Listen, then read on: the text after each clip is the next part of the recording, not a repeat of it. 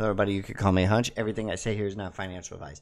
So I also want to say I have a new baby. So if you hear crying in the background, that's my baby. I'm very sorry. My wife is taking care of him while I make this video. So thank you to my wife. I'm a busy guy, but I just want to say this is going to be my first video that has a 2-day membership only viewing period, and then it will release for free. There's some reasons I'm doing that. I've been making videos for a long time. I haven't made $1 off of them, basically. No advertising revenue, no sponsorships. I've risked my reputation to call things I didn't think were entirely ethical, right? And I fought through a lot of things. So I'm trying to do this to see if I can build a business around it. I also have a separate business, right? I don't necessarily need this money to survive, but I'm trying to build myself up, bet on myself. So here we are. So if you want to subscribe, it's $2.99 a month, and you get early access 2 days ahead of time. And I've made some insane calls. I've got great alpha. I think it's worth it. I think I'm worth it. I spend a lot of time doing this. It's not like I don't put any time into this. I make a video almost every day or every other day. I research all day. I tweet all day. I'm looking for this alpha for you. I'm talking to developers, so on and so forth. So I think it's worth it. It's not a paid Discord. I think it's better than that, right? You get alpha before anyone else. You get to formulate your own thoughts. And I'm not behind a paywall, right? And I answer your questions for free anyway on Twitter. So without further ado, we're going to be talking about AI. Now, to preface what I'm going to be talking about, my main thesis has been Bitcoin DeFi. I've stuck with it. I think we've beat almost everybody in terms of market just by chill, focusing, and waiting, right? That's my kind of my motto. I think Bitcoin DeFi is the portfolio you want, right? I'll talk about why. But I didn't really know what to do with AI. I don't think, being an AI is a bad thing. I think if you can pick them, I think it's more difficult. I think there's going to be a lot of grift. People are going to try to sell you a product that's not necessarily good. Whereas DeFi, I think it's a little more credible. Not all of it, but I think it's a little easier to find credibility in it, specifically in Stacks since it's been around for so long. But I didn't realize maybe the biggest opportunity of all may be Stacks in terms of AI, right? And I'm going to present that case today, but also some picks. So wait, those picks are going to be at the end, so you might want to watch this whole thing to get that. But without further ado, let's talk about everything going on. Okay, so hedge fund managers, Bitcoin DeFi, $500 billion opportunity. So I tweeted, stick to the plan, ladies and gentlemen. I think this is obvious. Chill, focus, and wait. I think this is a sliver of what it could be, especially since he's not taking into account the AI economy, right? Machine to machine. What does that mean? All that stuff. We'll talk about that. Now, I just also want to say that we have beaten all the major influencers to tap and track, like Ivan on Tech. This guy, Martini guy, is just saying it. So you are getting some serious alpha by being here. You're not getting all the alpha, right? I can't hit everything. I've got a job, I got a family, I got a business. I can only bring you so much, but I'm doing my best. Now, I've been in Stacks for a long time, long enough to remember something called city coins. Now, I thought this could have been a project, right? I obviously always knew it was risky. It was a small project. They formed partnerships with Miami and New York City. I thought maybe they could put municipality bonds on it with smart contracts, so on and so forth. It didn't end up that way. The chart ended up going from up here all the way down here. It was in a bear market. I think they stopped developing this project, right? This is obviously not a main tenet of a portfolio, right? But interesting. So even if you lose, you have to keep learning, right? So I also want to preface before when I talk about presenting my case for Stacks as an AI agent, is that there is benefits to the Clarity language, which is what Stacks uses for smart contracts. Now, it's got something called Clarity, and it's a decidable language. So from my understanding, and I could be wrong, is this makes it less prone to hacks, right? You can see the inputs and outputs on things like Xverse Wallet. You're not going to get drained as easier. There are benefits in the fact that it's less exploitable, right? Now, I looked that up, right? What does all that mean? It just means that, here it is, I'll read it because I'm not a coder. Decidable languages have an algorithm or a decider that can determine definitively if a string belongs to the language, whereas recognizable languages can recognize if a string belongs to the language but lack clarity, which is funny, that word clarity if it doesn't. I think that's somewhere in that paragraph is where that exploitation comes from in EVM chains, and wormholes have been hacked, different smart contracts have been hacked on ETH. So I think there's a lot of benefit to paying attention to this in terms of AI. Now, to get into AI, Arthur Hayes, everyone knows who this is, the CEO of, I think it's TRAC or Bitmax, one of the two. Anyway, big guy. Oh, Bitmax, yeah. He always talks about Bitcoin, right? He's saying Bitcoin will be the native currency of AI, right? Now, why does he say that? if you go through the article, I went through it for you, right? It's uncensorable. It uses large amounts of energy, which AI will need, right, for balancing, grids, so on and so forth. It's not the uncensorable part is important because you can't block someone on a political whim. You can't freeze their assets, right? If you don't like a technology, you can't freeze it. It's scarce, right? You can't manipulate it, and it is what money is according to humans. Now, that's an important statement that I'm making, right? Because according to humans, right, we decide, right? And that's apparent with people like Balaji, who talks about AI being woke, right? And all these things. Now, what does that mean? There's different examples when you ask AI about race or religion or Joe Biden versus Trump, and so forth. And it gives these responses that don't seem to be unbiased or based in fact, but more based on a human coding it in Silicon Valley. Now, I don't know all of that for sure. I'm not picking a political side. I'm just saying that's one of the tenets that make Bitcoin an AI type currency. Now, I also need to talk about what is machine to machine. So in order to plead my case to you, you understand what it is. So a connected vehicle for paying gas, connected vehicle for paying parking, smart home and a grid connecting and paying each other, right? It's contactless, it's automatic, right? And I feel like it could be implemented in everything, right? Whether that's you own your own Instagram and you want automatic payments to go out for advertising, or if you want memberships to flow in easily and you want to own all your content on chain or whatever it is. There's things that we can't even imagine that I think this machine to machine means, right? Where a human is not involved, you own something and you receive a payment or give a payment, right? Right. And that also, just me talking about that, it makes me realize that makes property rights even harder to infringe upon, right? If you have this machine doing all these things for you, for your property, you know it's your property and it can't just be confiscated and reprogrammed to give that property right to somebody else, right? It reinforces that property rights, I feel like.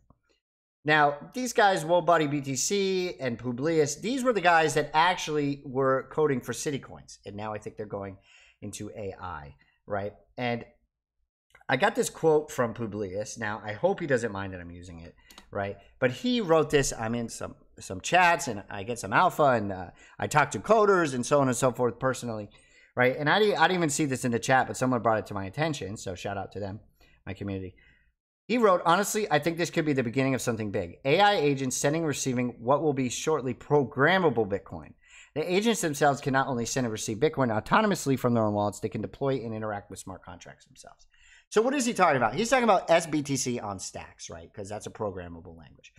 Now, smart contract execution is huge for DeFi and I'm sure decentralized identity or transferring a deed to a house or whatever it is, right? You need a smart contract in.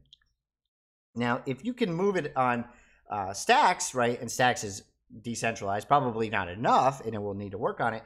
But that reinforces that unconfiscatable kind of aspect to why Arthur Hayes thinks Bitcoin might be the currency for AI. But you can see where we're going with this, right? Maybe the biggest AI play is right under our nose with stacks, right?